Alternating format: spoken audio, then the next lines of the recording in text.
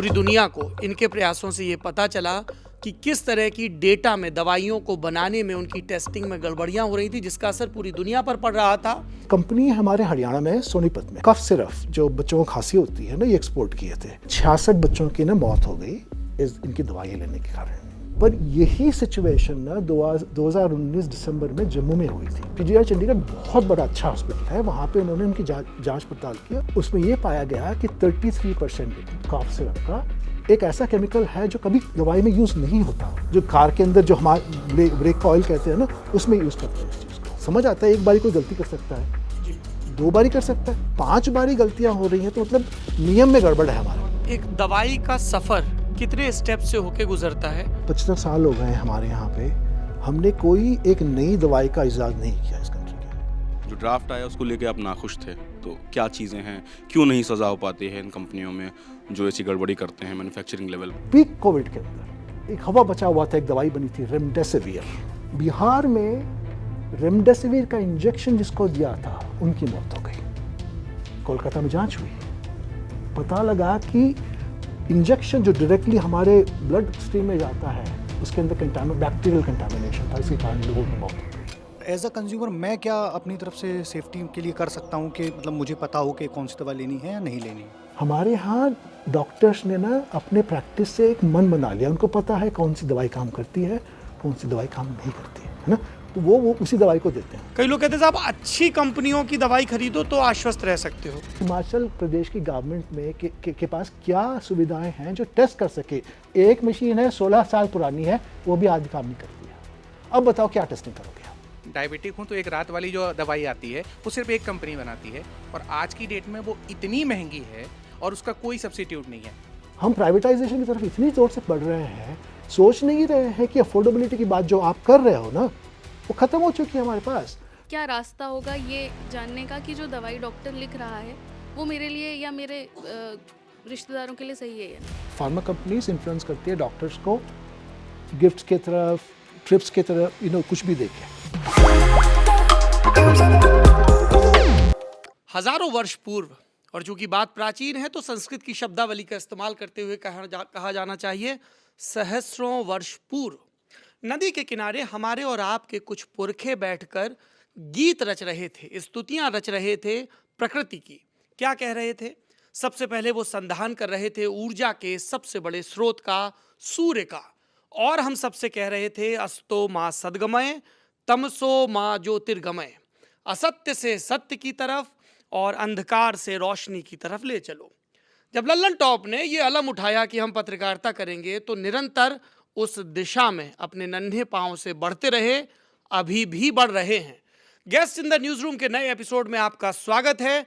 इस एपिसोड में सत्य की तलाश एक नई दुनिया में दाखिल होगी, क्योंकि इस एपिसोड में आपको पता चलेगा कि हम और आप जो दवाइयां खाते हैं, पीते हैं, जो दवाइयां हमें दी जाती हैं, उनकी सत्यता क्या है।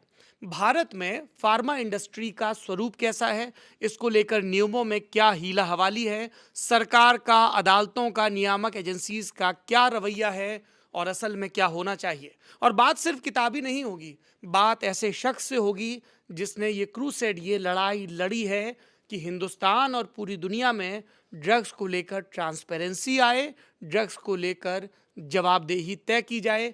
Guest in the news room में आज के हमारे मेहमान हैं हिंदुस्तान के बहुत ही काबिल व्यक्ति, जिनको पॉपुलर ज़बान में रेनबैक्सी विसल ब्लोअर कहा जाता है, क्योंकि इन्होंने वहाँ काम करते हुए पूरी दुनिया को इनके प्रयासों से ये पता चला कि किस तरह की डेटा में दवाइयों को बनाने में उनकी टेस्टिंग में गड़बड़ियां हो रही थी, जिसका असर पूरी दुनिया पर पड़ रहा था। और उसके बाद से वो लगातार एक हेल्थ एक्टिविस्ट के तौर पर कोर्ट, कचहरी, काउंसिल्स, पब्लिक ओपिनियन, इन सब के बीच कभी पीआईएल के ज़रिए, कभी आरटीआई के ज़रिए प्रयासरत हैं। और अब उन्होंने एक मुकम्मल किताब लिखी है जो भारत में ड्रग रेगुलेशन इंडिया के मिथ के बारे में बात करती है। और जब आप मिथ शब्द इस्तेमाल करते हैं तो आपको समझ में आ जाता है कि जिस ढांचे की आप पड़ताल करने जा रहे हैं वो कितना जर्जर है।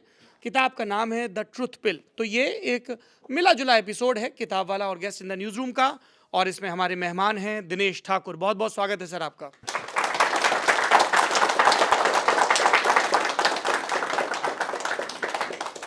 दिनेश जी, इससे पहले कि हम भारत में ड्रग्स रेगुलेशन के बारे में बात करें, इस किताब के बारे में बात करें, मेरे दर्शकों की दिलचस्पी होगी आपकी यात्रा जानने में, क्योंकि जब हमने सोशल मीडिया पर कार्ड पोस्ट किया, उनको इन्फॉर्म किया, तो कई को लगा कि हेल्थ एक्टिविस्ट हैं तो डॉक्टर होंगे।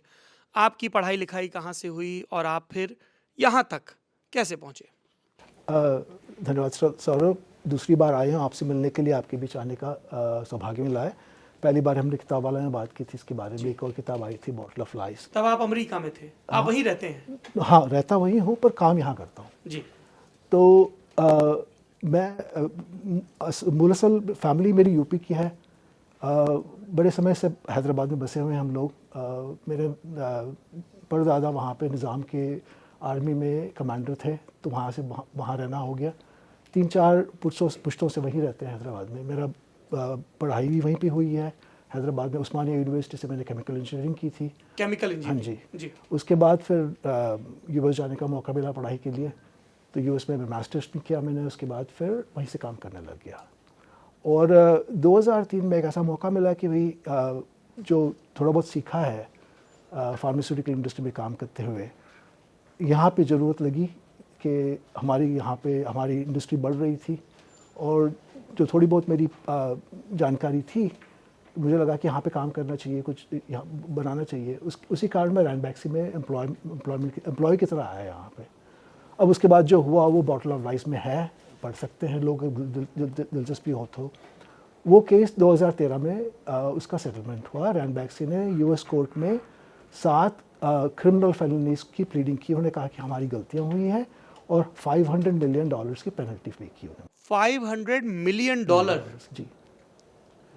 तो वो मतलब वहाँ पे ख़त्म हो गई कहानी उसके रैनबैक्सी वाली, जो एडमिट किया कि हम गलत दवाइयाँ बना रहे थे और यूएस में ना गुणवत्ता वाली कमी वाली दवाइयाँ वहाँ बेच रहे थे।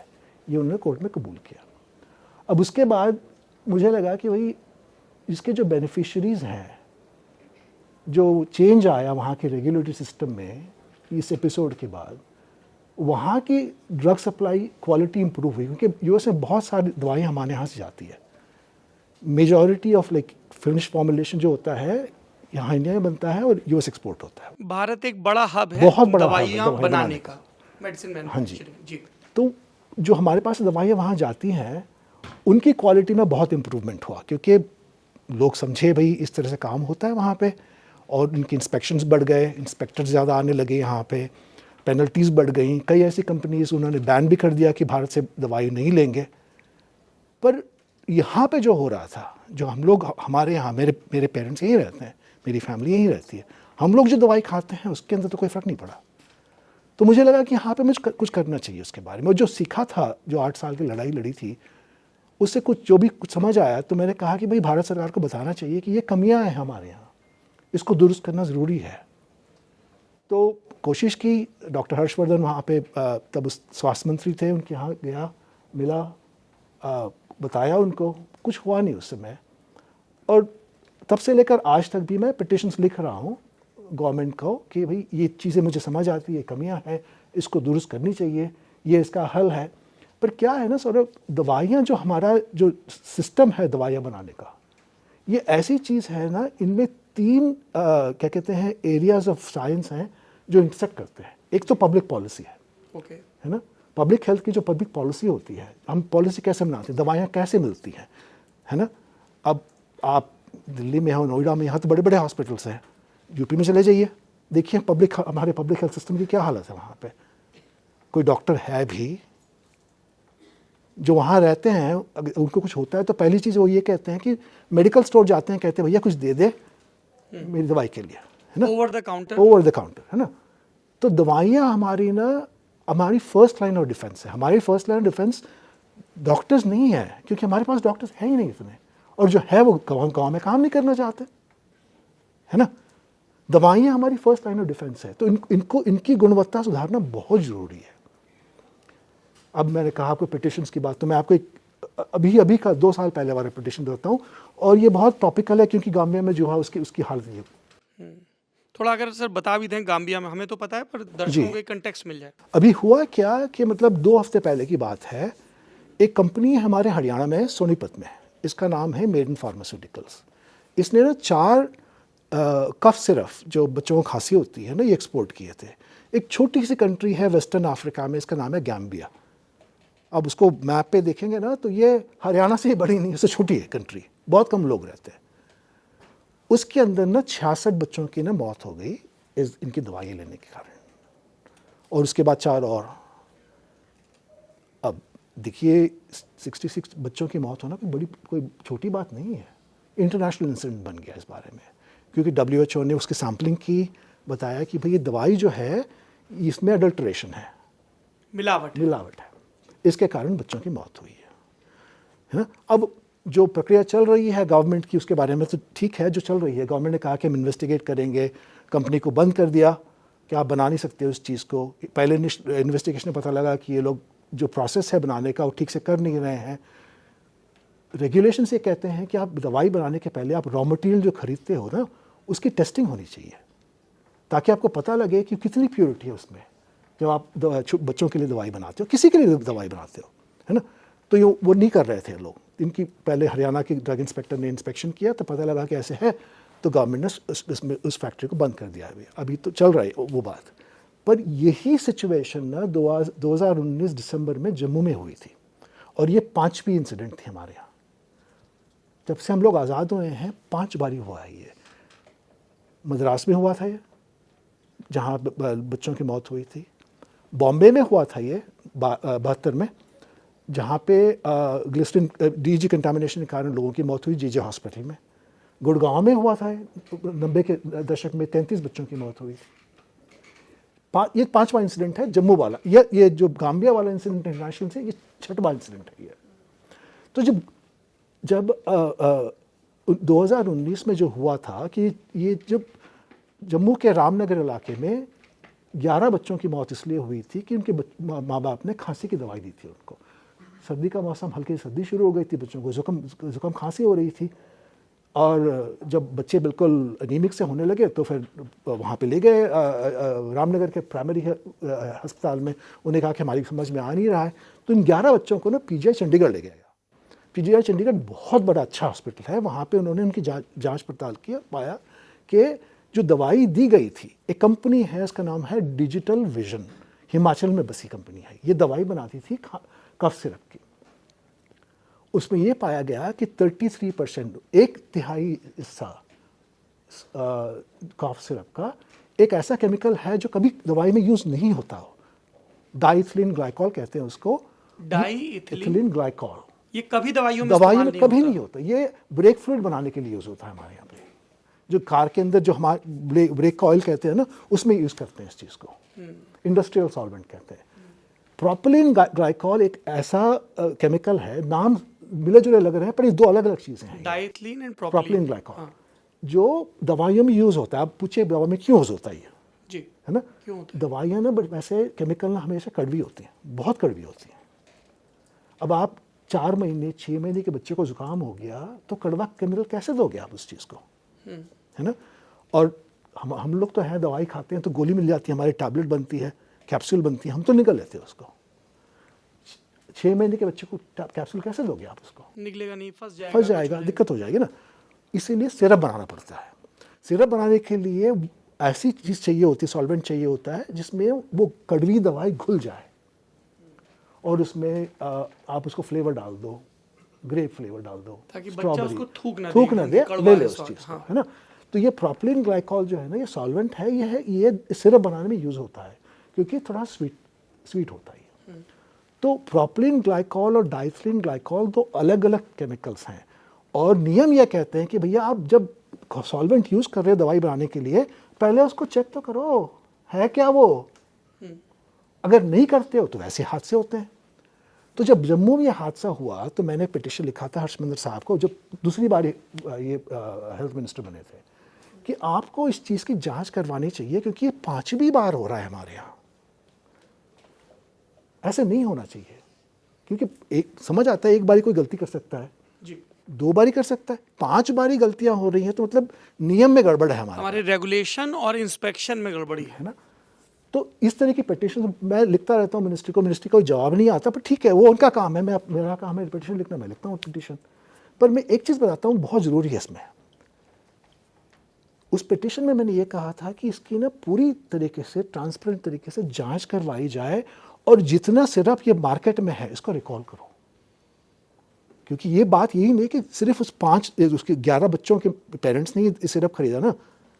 जब कंपनी सिरप बनाती है तो बहुत सारा सिरप बनाती है, बहुत सारी पैकेजिंग होती है। कहाँ पूरा इंडिया तो एक मार्केट है, हिमाचल में बनता है तो तमिलनाडु भी जाता है, वो केरला भी जाता है, मणिपुर मिजोरम भी जाता है। कुछ नहीं किया हम लोगों ने। 8 महीने बाद वो बैच रिकॉल नहीं किया नहीं किया, क्योंकि हमारे पास लॉ ही नहीं है रिकॉल की। 8 महीने बाद 2 साल की राधिका एग्जैक्टली इसी सिचुएशन से, वही सिर्फ पी के मर गई। ब्रांड अलग था, हाँ, पर कंपोजिशन वही था। कंपनी वही थी। हाँ, ब्रांडिंग तो कुछ भी कर लो आप। उसी कंपनी का कॉफ सिरप 2 साल की लड़की 8 महीने बाद पीजीआई चंडीगढ़ ले आती है उसी चीज के लिए। अब बताइए कौन किसकी रिस्पॉन्सिबिलिटी है ये? और लड़की चल बसी हो, नंबर बढ़ गए बच्चों के मरने के। जब आपको कहा गया है कि भाई इसको रिकॉल करना चाहिए, ये सिर्फ अवेलेबल है हमारे मार्केट में, और हम कुछ नहीं करते, किसकी अब कौन जवाब दे देगा उस वो 2 साल के बच्चे जो गुजर गई? हमें पता था ये हुआ है। ये क्यों ऐसे होता है हमारे यहाँ? इस किताब को लिखने का मकसद ये है कि आप लोग जो यंग लोग हैं यहाँ पे समझो, क्योंकि ये चीज़ जो है ना, ये दवाई वाला हमारा रेगुलेशन, इसकी ना ये 3 चीज़ों के इंटरसेक्शन में आता है। एक पब्लिक पॉलिसी जो जेएनयू में पढ़ाई जाती है, अच्छे इंस्टीट्यूशन में पढ़ाई जाती है, इसमें ये दिखाया जाता है कि हमारी पॉलिसी बननी कैसे चाहिए, है ना। पब्लिक हेल्थ की क्या रोल है, कोविड में देखा आपने क्या हालत हुई हमारी। दूसरी चीज़ ये है साइंस, दवाइयाँ कहाँ से आती है, सोचते हैं ना, साइंस के बेसिस पर दवाइयाँ बनती है, क्लिनिकल ट्रायल होते हैं। तीसरी चीज़ है लॉ, जो हम रेगुलेशन लिखते हैं, जिसको हम इन्फोर्स करते हैं। इन तीनों के इंटरसेक्शन में आती है, और ऐसी कोई पढ़ाई नहीं है किसी भी कंट्री के अंदर जो आपको इसको पढ़ाए।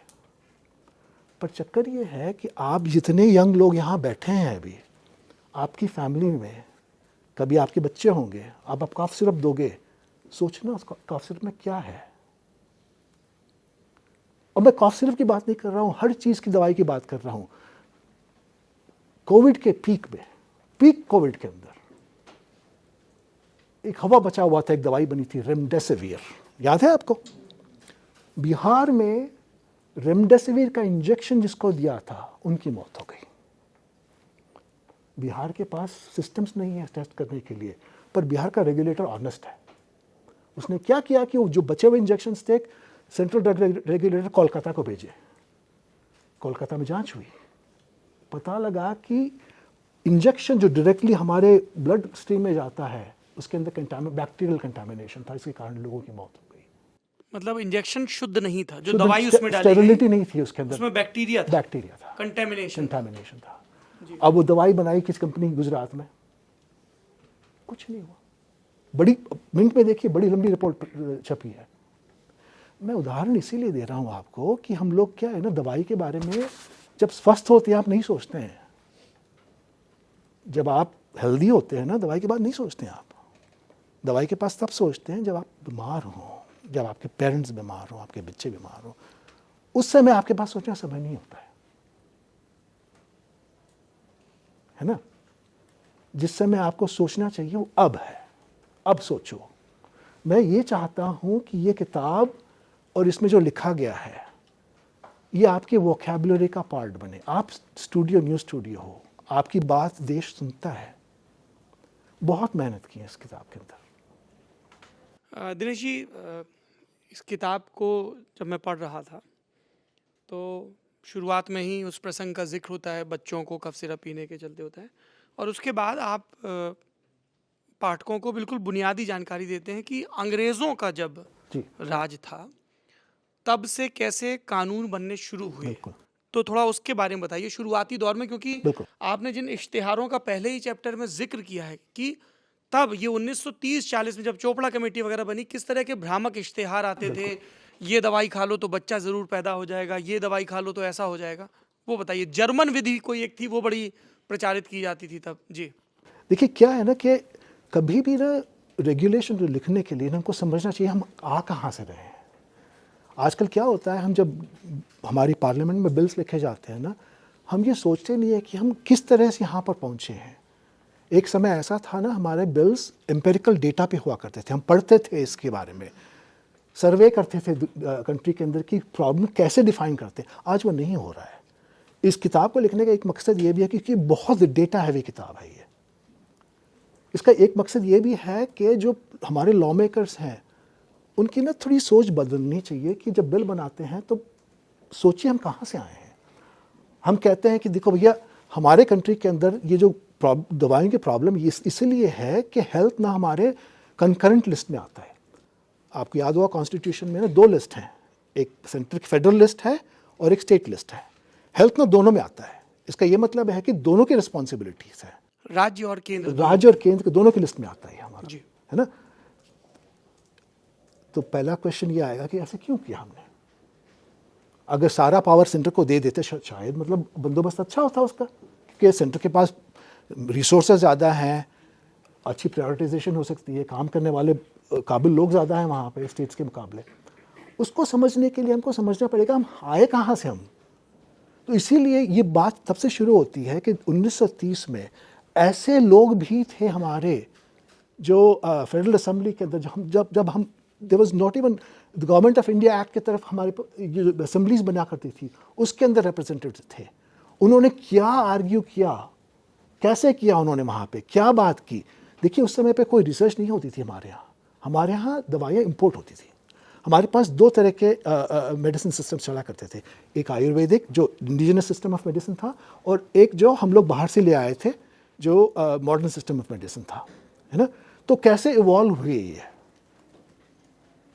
इंडिजिनस सिस्टम ऑफ मेडिसिन और इसमें दिनेश जी इंडिजिनस सिस्टम में आयुर्वेद, यूनानी और सिद्धा, हाँ, ये तीनों आते थे। आयुष मिनिस्ट्री ऑफ आयुष के अंदर जो भी है आजकल, होम्योपैथी भी उसी में, होम्योपैथी भी उसी में आता है। वो हम लोग कहते हैं जर्मन इम्पोर्टेड है लेकिन लोकल इस पे आयुष मिनिस्ट्री के अंडर आता है। बट इंडिजिनस सिस्टम उस समय पे हम लोग आयुर्वेद, सिद्ध और यूनानी आया था हमारे साथ, जो मिडल ईस्ट से आया था ज्ञान।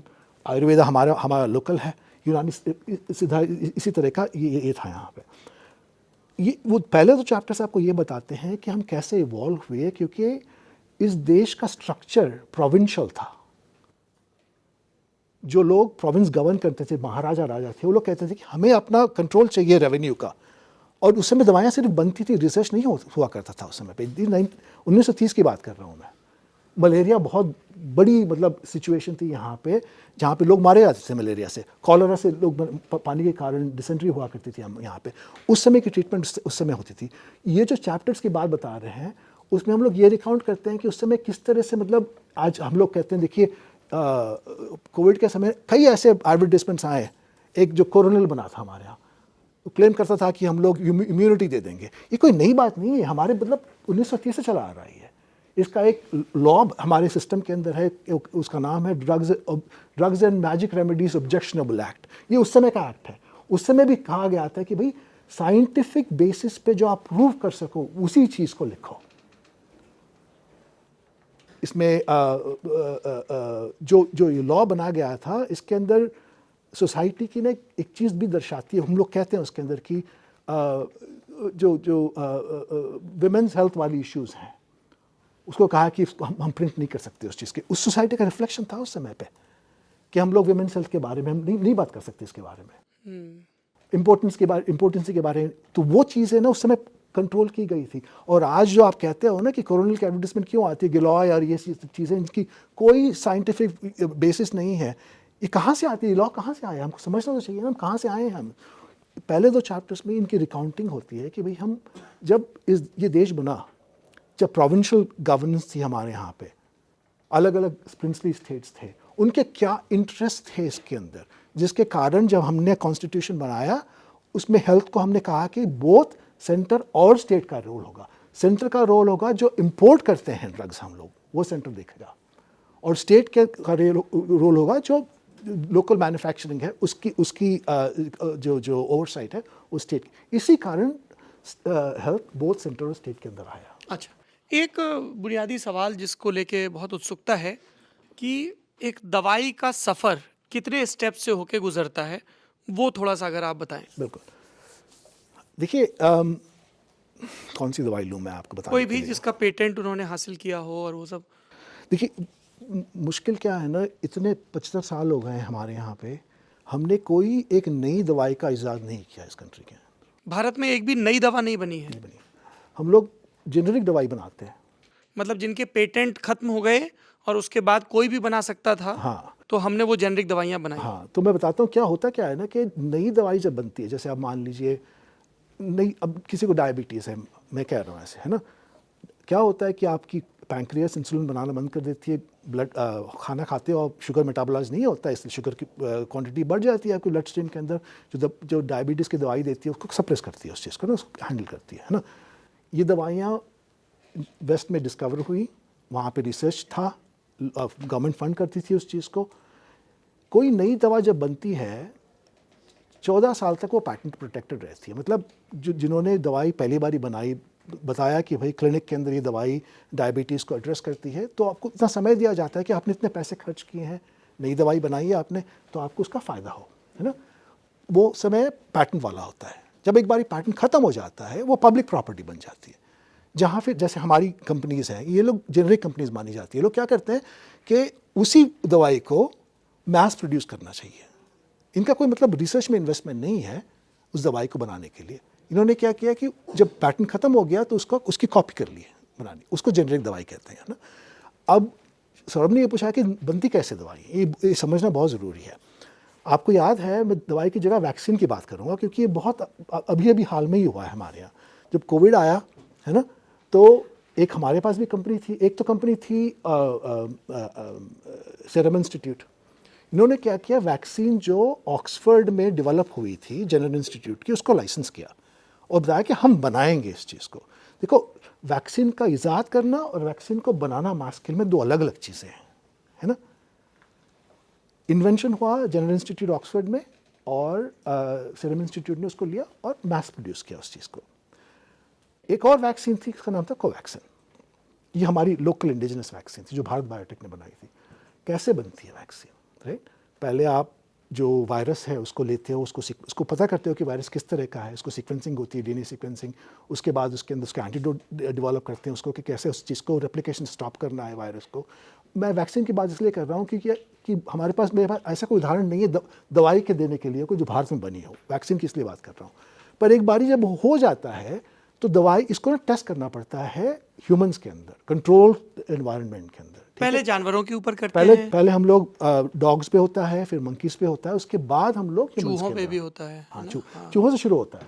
फर्स्ट रैट मॉडल्स पे होता है, उसके बाद डॉग मॉडल्स पे होता है, उसके बाद फिर मंकी मॉडल्स पे होता है। इसकी वजह क्या है इन जानवरों को चुनने की टेस्टिंग के लिए? तो क्या होता है, देखो, मंकी फिजियोलॉजी ना सबसे करीब होती है हमारी, हम obviously we are close to monkeys. पर एथिक्स ये कहती है कि ऐसी कोई चीज़ ना दी जाए जो तुमको पता नहीं कि इसकी सेफ्टी है क्या। इसीलिए पहले हम लोग छोटे से जानवर से शुरू करते हैं, चूहों से, देखते हैं कि भाई टॉक्सिक है कि नहीं। जैसे आप डाइथिलिन ग्लाइकॉल अगर चूहों को भी देगा, चूहा मर जाएगा, पॉइजन है ना। तो वो आगे तुम डॉग्स और मंकीज को क्यों दोगे जब आपको पता है कि चूहे मर रहे हैं। तो हम शुरू करते हैं चूहों से, पहले पता करते हैं टॉक्सिसिटी क्या है इस चीज़ की, है ना। फिजियोलॉजी टॉलरेट कर सकती है, कितने कर सकती है। जैसे हमने बताया कि 1/3 हिस्सा था उसके अंदर, अब मान लीजिए 1/3 की जगह 1 in 10 था, तब अगर टॉलरेट कर जाती है बच्चों की किडनीज, वो किसी ने स्टडी की होगी तभी तो पता लगेगा ना आपको। पहले चूहों से शुरू होता है, फिर डॉग्स में होता है, फिर प्राइमेट्स में होता है, उसके बाद ह्यूमंस में आता है। और ह्यूमंस में भी बहुत कम डोज से शुरू करते हैं हम लोग, बहुत छोटे डोज से, और धीरे धीरे उसको बढ़ाकर देखते हैं कि कहाँ तक मतलब टॉक्सिसिटी बढ़ रही है इस चीज़ की। और उन ह्यूमंस को बताया जाता है कि आपके ऊपर मेडिसिन का ट्रायल हो रहा है, बिल्कुल। उनकी कंसेंट ली जाती है। हाँ, तो ये जो प्रोसेस है ना, जो गुड क्लिनिकल प्रैक्टिस कहते हैं, इसके अंदर ना एक पहले किसी को भी एनरोल करने के पहले उनको बताना पड़ता है कि भाई ये आपके रिस्क हैं इस क्लिनिकल ट्रायल में आप एनरोल करने के लिए। ये सब गलत चीज़ें, आप अगर ये दवाई आप लोगे तो मतलब इस तरह से आपकी बॉडी बिहेव कर सकती है। उनको सब समझाया जाता है कि इसमें रिस्क क्या है, उसके बाद ही उस चीज़ को लोगों को एनरोल किया। सो ये नियम है इस चीज़ के। इवन मैं बता रहा हूँ ना कि जैसे डॉग्स के अंदर और प्राइमेट्स के अंदर भी तब तक नहीं होता जब तक राइट डेटा नहीं है हमारे पास। हम लोग नहीं जाते डॉग्स के पास क्योंकि हमको पता है भाई, जब तक नहीं पता कि सेफ्टी क्या है इस चीज़ की, हम डॉग्स को भी उस चीज़ को सब्जेक्ट नहीं कर सकते। ज़रूरी नहीं कि हमारी ज़बान बोलते हों, पर है तो ना। तो जो भी ह्यूमन एनरोलमेंट होता है उसमें बहुत सारी ऐसी चीज़ें होती हैं जिनमें हमको कंसेंट देना पड़ता है कि भाई हम पार्टिसिपेट करने के लिए तैयार हैं। अब मैं एक सिंपल सी चीज़ बताता हूँ, ठीक है। मेरे एक बहुत से फ्रेंड हैं, उनकी मदर है, एजर है, उनको ना ब्रेस्ट कैंसर है। एक नई तरह की मतलब दवाई का इजाद हो रहा है यूएस में। उन्होंने कहा कि ठीक है, मेरी तो उम्र हो गई 50 साल की, मैं पार्टिसिपेट करना चाहती हूँ क्योंकि इससे साइंस से कुछ किसी और का भला होगा। ऐसे कई लोग होते हैं जो जानबूझकर ना ट्रायल में पार्टिसिपेट करते हैं। पर यह है कि जो कंपनी ट्रायल कर रही है उसका ये नियम बनता है कि आपको समझाए, इस चीज़ के अंदर अगर आप पार्टिसिपेट कर रहे हो तो इसकी रिस्क क्या है, क्या हो सकता है आपके साथ, अगर कुछ गलत हुआ तो कैसी मतलब आपको कंपनसेशन दी जाएगी, आपकी हॉस्पिटल के बिल्स कहाँ किए जाएंगे, ये सारी चीज़ें उसमें लिखी होती है। इस तरह से दवाइयाँ बनती हैं। हमारे यहाँ क्या है, हमारी जो इंडस्ट्री, फार्मा इंडस्ट्री है ना, हम लोग क्या करते हैं कि एक बारी पैटेंट ख़त्म हो जाए उसी दवाई को हम बनाने की कोशिश करते हैं और मैस स्केल में बहुत ज़्यादा दुनिया की बड़ी सारी देशों में हमारी दवाइयाँ बिकती हैं, यहाँ जहाँ बनती है। अमेरिका में जाती हैं, यूरोप में जाती हैं, अफ्रीका में जाती है, जैसे गाम्बिया का इंसिडेंट हुआ, साउथ अमेरिका में जाती है, हमारे यहाँ श्रीलंका हो गया, थाईलैंड हो गया, हमारे यहाँ से बहुत बहुत दवाइयाँ जाती है। पर क्या इस बारे हमने बात की थी पिछली बारी भी, क्या है ना, हमारा रेगुलेशन ऐसा है कि वही कंपनी जो दवाई बनाती है एक्सपोर्ट करने के लिए अमेरिका के लिए, वो उस दवाई की गुणवत्ता अलग होती है जो इन कंपेयर टू जो दवाई हम लोग यहाँ बेचते हैं। Company same, brand name same, दवाई का क्वालिटी का फर्क। ब्रांड नेम अलग हो सकता है, हाँ। बट सॉल्ट सेम है। सॉल्ट सेम है बिल्कुल, हाँ। पर गुणवत्ता में अलग अलग कमियां हैं इसके अंदर। अब ये पूछो कि क्यों होता है जी, है ना। देखो, दवाई की ना 3 पहलू हैं, ट्रायंगल समझ लीजिए आप, है ना, तीन साइड वाला ट्रायंगल। एक साइड वाला ट्रायंगल का टॉपिक है एक्सेस। अगर आप गांव में रहते हैं, दूर दराज गांव में रहते हैं, एक्सेसिबिलिटी बिकम्स एन इश्यू, है ना। एक्सेस एक पहलू है। दूसरा पहलू है अफोर्डेबिलिटी। मान लीजिए आप रह भी रहे हैं शहर में, यहाँ अफोर्डेबल है, पर आपके पास क्षमता नहीं है खरीदने की, क्या कर लोगे आप? अफोर्डेबिलिटी। तीसरी चीज़ है क्वालिटी। क्वालिटी इसलिए होती है कि आपके पास अगर पैसे हैं भी और आपने दवाई खरीद भी लिया, उसकी गुणवत्ता नहीं है तो क्या फ़ायदा उस चीज़ का। क्या हो गया है ना कि जो कॉन्वर्जेशन है इस दवाइयों का, ये हमेशा एक्सेस के ऊपर आकर रुक जाता है, कभी कभी अफोर्डेबिलिटी पे चला जाता है, क्योंकि इतनी बड़ी समस्या है। अच्छी क्वालिटी की दवाइयाँ, एक्सेसिबिलिटी, रूरल एरिया, इंडिया की बात नहीं कर रहा हूँ मैं, आप बाहर जाकर कहीं भी देखिए, थर्ड वर्ल्ड कंट्रीज़ के अंदर, अफ्रीका में देखिए, साउथ ईस्ट एशिया में देखिए, मैक्सिको देखिए, साउथ अमेरिका में देखिए, एक्सेसिबिलिटी बहुत बड़ी चीज़ है। इसीलिए गेट्स फाउंडेशन, क्लिंटन फाउंडेशन, ये लोग काम करते हैं कि एक्सेसिबिलिटी बढ़ाए उसको। दूसरी चीज़ है प्राइसिंग। आपने देखा कोविड में क्या हुआ, अगर आप 2 लाख रुपए भी देने के लिए तैयार थे, बेड मिला, है ना। ये अफोर्डेबिलिटी की बात होती है, ठीक है। तीसरी चीज़ है क्वालिटी। कॉन्वर्सेशन हमारे यहाँ ना हमेशा एक्सेस और अफोर्डेबिलिटी पे होता है, क्वालिटी पे नहीं होता है। इसी कारण ये किताब लिखी गई थी कि भाई अगर आपके पास थोड़े से पैसे हैं, अगर आपने दवाई खरीद भी ली, उसकी गुणवत्ता नहीं है, तो क्या कर लेगी दवाई आपके लिए, हानिकारक होगी। और चलिए, मेरे तो बहुत सवाल हैं, पर पहले आप लोगों के सवाल लेते हैं। जी उदय। सर मेरा ये सवाल है कि आपकी ही एक रिसर्च है कि 2007 से लेकर 2020 तक केवल कफ सिरप नहीं बल्कि 7500 ऐसी दवाइयां हैं जो गुणवत्ता पर खरी नहीं उतरी थी, है ना, और ये पब्लिक डोमेन में ऑलरेडी थी, बिक रही थी। तो सर इसको कंज्यूम किया होगा कहीं। अब एज अ कंज्यूमर मैं ये जानना चाहता हूँ कि अब कहाँ वो लूप होल था जहाँ ये दवा ऑलरेडी मार्केट में अवेलेबल हो गई, और एज अ कंज्यूमर मैं क्या अपनी तरफ से सेफ्टी के लिए कर सकता हूँ कि मतलब मुझे पता हो कि कौन सी दवा लेनी है या नहीं लेनी है। इसमें एक सप्लीमेंट्री सवाल ये भी है कि कई लोग ये कंप्लेन कर सकते हैं कि साहब आप तो पैनिक फैला रहे हो, आप दवाइयों के प्रति कुल जमा अविश्वास पैदा कर रहे हो, या जैसा आपके आलोचक कई बार सोशल मीडिया वगैरह पे लिखते हैं, आपने भी किताब में उसका अपने इंटरव्यूज़ में जिक्र किया है कि भारत सबसे बड़ा मैन्युफैक्चरिंग हब है और आप ब्रांड इंडिया की इमेज खराब कर रहे हो, इस तरीके की चीज़ें। तो सबसे पहले वो कंज्यूमर वाला पॉइंट कि हम कैसे आश्वस्त हों। कई लोग कहते हैं साहब अच्छी कंपनियों की दवाई खरीदो तो आश्वस्त रह सकते हो, ये भी कई बार कहा जाता है, तो उस पर बताइए सर। देखिए क्या है ना कि मेरे कहने से नहीं होता ये। जिस डेटा की आप बात कर रहे हैं ना, ये गवर्नमेंट का खुद का डेटा है। इसीलिए इस किताब में ना जितना भी डेटा यूज़ किया है ये ऑथराइज्ड गवर्नमेंट का डेटा है, आरटीआई से लिया गया। 400 करीब आरटीआई हैं इसके अंदर, बहुत सी प्राइमरी रिसर्च है। और एक चीज़ और भी की हमने कि इसका जो प्राइमरी रिसर्च मटेरियल है इसको पब्लिक कर दिया है। एक वेबसाइट है उसके अंदर सारा, किताब में कितना लिख पाएंगे ना हम लोग, तो सारा हमने पब्लिक कर दिया। जिसको और रिसर्च करना करे उसके ऊपर। बट आपकी बात पे आता हूँ मैं।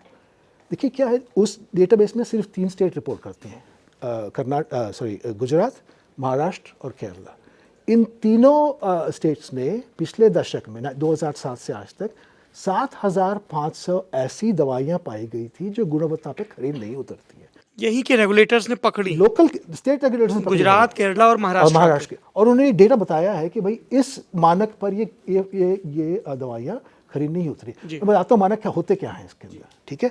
जब दवाई की टेस्ट होती है ना, 3 तरह के मानक होते हैं इसके अंदर। पहला ये होता है कि इसमें जितनी आपको लिखा गया लेबल के ऊपर उतनी दवाई है कि नहीं।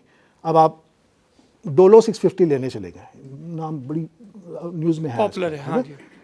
उस पर 650 मिलीग्राम पैरासीटामोल होता है उसके अंदर, ठीक है। तो जब पहली टेस्टिंग होती है तो पता करते हैं कि भाई 650 है कि नहीं है। हमारे जो रेगुलेशन है वो कहते हैं कि 10% का वेरिएशन हो सकता है, 10% पैसे, राइट। सो 600 से लेके 750 तक हो सकती है उसके अंदर। अगर इसके बीच में नहीं है तो वो फेल हो जाएगी। तो घटतौली कर ली, कम डाला, ज़्यादा डाल दिया। एक ये चीज़ है, ठीक है। दूसरी चीज़ है कि कई ऐसी दवाइयाँ जो टैबलेट और कैप्सूल होती हैं वो काम कैसे करती है। जब आप पहले खाते हो उसको, है ना, और वो अपने पेट में जाती है। पेट का एनवायरनमेंट एसिडिक होता है, पीएच लेवल कहते हैं, केमिस्ट्री पढ़ी होगी आपने स्कूल में कभी, है ना जी। एसिडिक एनवायरनमेंट होता है और वो दवाई डिजोल्व होती है। उसके बाद वो स्टमक के लाइनिंग से होकर ना अपने ब्लड में जाती है वो, और फिर काम करना शुरू करती है। जो डिसोल्यूशन है उस चीज़ का, उस समय पर होता है कि नहीं होता है, बहुत ज़रूरी है। आपको एक उदाहरण देता हूँ। कितने लोग तीखा खाते हैं यहाँ पे, है ना? मैं ज़्यादातर खाते होंगे। हाँ, तो अगर बहुत तीखी चीज़ खा लो ना, आपको एसिडिटी हो जाती है, हुई ना। कई लोगों को ना एसिडिटी मतलब क्रॉनिक होती है। मेरे पेरेंट्स हैदराबाद में रहते हैं, वो तो बहुत तीखा खाते हैं। चक्कर क्या होता है ना कि अगर आपको क्रॉनिक एसिडिटी है, आप डॉक्टर के पास गए हो क्योंकि जब मैं खाना खाने बैठता हूँ तो एसिडिटी होती है, डॉक्टर आपको दवाई देगा रेनिटिडीन, सुनी होगी आपने। उसके एक प्रोटॉन पंप क्लास की दवाई है ये करती क्या है कि पेट में जाती है, घुलती है और आपके एसोफेगस को लाइन कर देती है कि खाना उसको तीखा ना लगे उस चीज़ को, है ना। डॉक्टर के पास जाओगे तो डॉक्टर कहता है खाने के 30 मिनट पहले ले लेना इस दवाई को। भैया 30 मिनट कैसे पता लगा आपको? मैं 2 घंटे पहले ले लूँ, है ना। 30 मिनट इसलिए पता लगा कि एक्सपेरिमेंट किया तो पता लगा कि 30 मिनट इस दवाई इस टैबलेट को घुलने में लगता है और वो असर करने लगती है, समझे ना। अब आप सोचिए ऐसी कोई दवाई रेनिटिडीन की है जो घुले ही ना और ये कम घुले और आप उसको खाते रहो, है ना। एसिडिटी हल्की सी होगी, कभी ज़्यादा भी हो जाएगी। आप दवाई मतलब ऐसे कोई बुराई चीज़ नहीं कर रही कि एक बार में आपको समझ आ जाएगी दवाई काम नहीं कर रही है, पर उसी चीज़ को आप खाते रहो महीनों दर महीने, क्या होगा? अल्सर हो जाएगा आपके पेट में। अब आप दवाई के डॉक्टर के पास जाओगे, कहोगे मेरे पेट में अल्सर हो गया, डॉक्टर कहेगा भाई तुम्हारा जेनेटिक प्रॉब्लम है, ये दवाई के लिए बताएगा वो। हमारे यहाँ ये सिस्टम्स नहीं है। तो आपका जो सवाल पूछ रहे हो ना आप मुझे कि भाई कैसे पता लगेगा कि ये दवाई सही है, ये दवाई सही नहीं है, इसके लिए हमारे पास डेटा चाहिए, राइट। या मेरी बात होगी, आपकी बात हो, आप कहो अच्छी बात है, मैं कहूँ अच्छी बात नहीं है। किसकी बात सही है इसके अंदर? हमारे यहाँ डॉक्टर्स ने ना अपने प्रैक्टिस से एक मन बना लिया, उनको पता है कौन सी दवाई काम करती है, कौन सी दवाई काम नहीं करती है ना। तो वो उसी दवाई को देते हैं। ये ज़रूरी नहीं है कि ब्रांड महंगे वाली दवाई दे दो, क्योंकि क्लिनिक में उनको समझ आ गया है कि ये दवाई काम कर रही है और ये दवाई काम नहीं कर रही है। पर मैं आपके पहले सवाल पे जाता हूँ। आपको पता था कि 7,500 ये सैंपल है। एक सैंपल के पीछे हज़ारों करोड़ों दवाइयाँ हैं। सैंपल टेस्ट किया है ना लैब ने, पूरा बैच तो नहीं टेस्ट किया है ना। उस 7,500 में अगर तमिलनाडु के नंबर डाल दोगे और जो सेंट्रल रेगुलेटर अपनी टेस्टिंग करता है उसका नंबर डाल दोगे, उसी समय में 12,000 के ऊपर ऐसे सैंपल हुए जो फेल हुए हैं। अब मुझे बताइए, कभी लिखा है, कभी पढ़ा है अखबार में आपने 12,000 हमारी सिस्टम के अंदर सैंपल्स जो गवर्नमेंट के अपने लैब्स हैं वो कह रहे हैं कि गुणवत्ता ठीक नहीं है, और वो बेची जा रही है, खरीद रहे हैं लोग। और सर उससे जो मतलब काफ़ी संख्या में लोग, लाखों लोग उसको खा चुके होंगे, फिर उनका बता रहा हूँ कैसे पता करोगे आप। अब मुझे बताइए, अगर मैं ये जो एसिडिटी की दवाई है, गलत गुणवत्ता की दवाई खा के मेरे पेट में अल्सर हो जाए, तो आप मुझे बताओ दवाई के लिए खाओगे या किसी और चीज़ के मानोगे? सिस्टम्स हैं हमारे पास करने के लिए। सर समाधान क्या है सर? पढ़ो, सॉल्यूशन पढ़ो और इस चीज़ को उठाओ अपने प्रोग्राम में, पूछो क्यों नहीं है हमारे यहाँ रेगुलेशन, क्यों नहीं है, और इस रेगुलेशन के पीछे टीथ क्यों नहीं है। जी शिवेंद्र। सर रेगुलेशन की बात कर रहे हैं, ड्रग्स एंड कॉस्मेटिक एक्ट जो था वो पुराना है, आज़ादी के पहले का है। आपके एक इंटरव्यू में मैंने देखा भी कि इसके लूप होल्स को अभी भी फिलअप नहीं कर पाया गया है। जो ड्राफ्ट आया उसको लेके आप नाखुश थे, तो क्या चीज़ें हैं, क्यों नहीं सज़ा हो पाती है इन कंपनियों में जो ऐसी गड़बड़ी करते हैं मैन्युफैक्चरिंग लेवल पे और चीज़ों पे, रेगुलेशन लेवल पे? हाँ, तो देखिए बड़ी सारी चीज़ें हैं, पर मैं एक दो उदाहरण लेके कहता हूँ आपको, है ना। एक बड़ी कंप्लेंट थी इंडस्ट्री की कि भैया हम बगैर गुणवत्ता की दवाइयाँ बनाते हैं तो इसको डिक्रिमिनलाइज कर दीजिएगा। हमारे लॉ में ये लिखा हुआ है कि अगर आप नॉट ऑफ स्टैंडर्ड क्वालिटी, ये लिखा हुआ है अब हमारे रेगुलेशन के अंदर, नॉट ऑफ स्टैंडर्ड क्वालिटी, मैंने बताया ना 3 चीज़ें होती है। एक तो होता है कि जो दवा लेबल पे लिखा गया उतनी दवाई है कि नहीं, दूसरी चीज़ ये है कि भाई दवाई घुलती है कि नहीं, तीसरी चीज़ मैं बताना भूल गया, पर तीसरी चीज़ ये है कि इसमें कंटामिनेशन है कि मैंने बताया रेमडेसिविर के बारे में आपको, बैक्टीरिया नहीं पहुँच, स्टेरिलिटी के कंपोनेंट्स हैं जिससे वो दवा बनी वो पूरी तरह शुद्ध हो के नहीं है। ये 3 चीज़ों की टेस्टिंग होती है। अगर इन तीनों में खरे नहीं उतरते तो गवर्नमेंट लैब कहता है कि not of standard quality drug है। बड़े समय से इंडस्ट्री की मांग है कि भैया ऐसे चीज़ के अंदर जो अभी लॉ है वो कहता है कि अगर प्रूव किया जाए कि आपने जानबूझकर गलत गुणवत्ता की दवाई बनाई है, आपको minimum 1 year maximum 2 year imprisonment है और 2 लाख की फाइन है। ऐसे होता नहीं है। इस बुक में कई बारी बड़े जजमेंट मैंने दिए हैं, कभी कोई नहीं जाता जेल, बट क्योंकि लॉ है, एक इंडस्ट्री की मांग थी कि इसको डिक्रिमिनलाइज कर दिया जाए। तो जो प्रपोज किया था 2022 का अमेंडमेंट ने ना, इंडस्ट्री को करने के लिए उन्होंने उसको डिक्रिमिनलाइज करने की बात कही है। अब मुझे बताइए, अगर आपने किसी लड़ाई करके किसी को छुरा भोग दिया, आईपीसी लागू होता है कि नहीं होता आपके ऊपर? कोई जानबूझ के ऐसी दवाई बना रहा है जो आपकी हानिकारक है, जिसके आपकी जान जा सकती है, क्यों ना लागू हो भैया आईपीसी आपके ऊपर? क्रिमिनल ऑफेंस होना चाहिए ना, आईपीसी के अंदर प्रोसिक्यूशन होनी चाहिए उस चीज़ की। तो इस लॉ में क्या किया उन्होंने, घुमा फिरा के ऐसे कर दिया है कि भैया अगर आप गलत इसकी दवाई बनाओ, गुणवत्ता की दवाई बनाओगे, आप पे क्रिमिनल नहीं मिलेगा, आप फाइन भर के निकल जाओगे। ये जो चीज़ें हैं ना, ये ठीक नहीं लगती। जी सर, मेरा सवाल आप बीती ही कह सकते हैं, जो आप अफोर्डेबिलिटी की बात कर रहे थे, उसमें एक चीज़ और है मोनोपोली। अब मैं टाइप 1 डायबिटिक हूँ, तो एक रात वाली जो दवाई आती है वो सिर्फ एक कंपनी बनाती है, और आज की डेट में वो इतनी महंगी है और उसका कोई सब्स्टिट्यूट नहीं है। मैं कई सारे डॉक्टर से पूछ चुका हूँ कि इसका कुछ हो, क्योंकि जो सुबह वाली इंसुलिन होती खाने के पहले वाली, उसके तो सब्स्टिट्यूट हैं, और ये इतनी महंगी हो गई है कि एक आम आदमी शायद आने वाले टाइम में इसको अफोर्ड ही नहीं कर सकता। तो कैसे, मतलब इनका कौन सा कार्टेल काम करता है? मतलब वो 2.25 लाख रुपए लीटर की दवाई है सर। इसको और थोड़ा सा मैं विस्तारित कर दूं कि ये पेटेंट और मोनोपोली की जो लड़ाई है, क्योंकि अमेरिका में तो आपने फर्स्ट हैंड देखा, थोड़ा उसके बारे में बताइए। देखिए क्या होता है ना कि जब तक उसका फॉर्मूला और दवाई पैटेंट के अंदर होती है, ये कंपनियां बेहिसाब चार्ज करती है। कोई इनका मतलब कंट्रोल ही नहीं है, जो मर्जी मांग लो उस चीज़ के पीछे। अमेरिका का सिचुएशन ये है कि वो पूरी थी ना कैपिटलिस्टिक ड्रिवन कंट्री। जी, हम लोगों के पास ना, हमारे जो पुरखे थे जिन्होंने आज़ादी के समय हमारे पास थे, इन्होंने बहुत अच्छा काम किया। उन्होंने कहा था कि कंपटीशन ज़रूर होना चाहिए प्राइवेट सेक्टर के अंदर, पर पब्लिक सेक्टर के अंदर भी हमें उसको कंपटीशन करने के लिए कंट्रोल होना चाहिए। हमारे पास देखिए इंडियन ड्रग फार्मास्यूटिकल्स लिमिटेड करके एक पब्लिक सेक्टर कंपनी हुआ करती थी, जो दवाई बनाती थी। कहाँ है आज वो? हिंदुस्तान एंटीबायोटिक्स लिमिटेड करके कंपनी थी जो दवाई बनाती थी, कहाँ है वो आज? हम प्राइवेटाइजेशन की तरफ इतनी जोर से बढ़ रहे हैं, सोच नहीं रहे हैं कि अफोर्डेबिलिटी की बात जो आप कर रहे हो ना, वो ख़त्म हो चुकी है हमारे पास।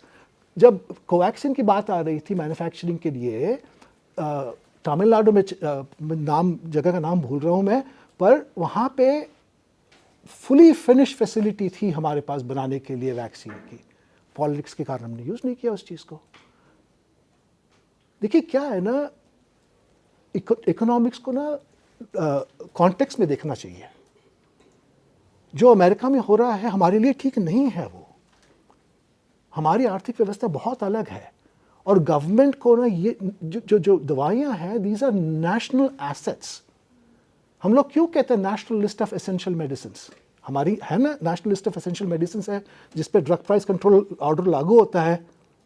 क्यों होता है वो? क्योंकि ये मेडिसिन हम लोग मानते हैं कि ये एसेंशियल है। आप कहीं भी रहो देश में, इनको आपकी इस प्राइस पे मिलनी चाहिए। बट आपके पास कैपेसिटी ख़त्म हो गई है, पब्लिक सेक्टर कैपेसिटी ख़त्म कर रहे हो, सिस्टमैटिकली ख़त्म कर रहे हो आप उस चीज़ को। कैसे कम्पीट करोगे? नोवार्टिस आएगा कहेगा 2 लाख की दवाई है, कैसे कम्पीट करोगे उस चीज़ को? और कौन सुनेगा इस बात को? और सर उस चीज़ का क्या, जैसे बहुत सारे देशों में इस टाइप की जो बीमारियां होती हैं उनमें वो सब्सिडी देते हैं या दवाइयाँ फ्री देते हैं, उसका भी हमारे यहाँ कुछ नहीं होता। हाँ, तो देखिए क्या है ना कि सब्सिडी देना, दवाई देना, अभी आयुष्मान भारत है हमारी योजना है जो कहते हैं 5 लाख का कवर है।